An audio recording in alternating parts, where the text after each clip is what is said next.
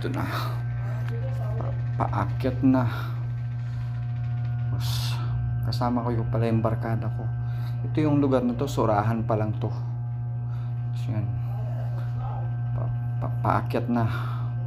Ito pala yung panahon pa ng hapon ginawa. Ito malaking bato na biniak sa gitna para gawing shortcut sa kabila. Yun, sinalubong tayo ng mga paru-paro na nagpapa-welcome sa atin yan, no? Paano kaya nagawa yan? Matigas yan ng bato. Tapos paano ginawa yan? Mga inutusan doon ng mga Hapon, yung Pilipino siguro, kasi nasakop tayo ng Hapon ito. May mga punong kahoy pa sa taas. Malamig ang lugar na to kasi bato nga na magkabilaan, malaking bato. Yung street na to, yung Tumaginting, ayan, no? May mga ugat-ugat pa sa gilid.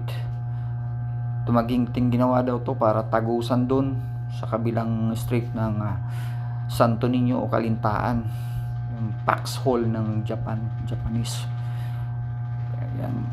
Yan guys, dapat mapanatiling malinis to, pagandahin, lagyan mga ilaw para maging turismo sana ng Lawang, ano.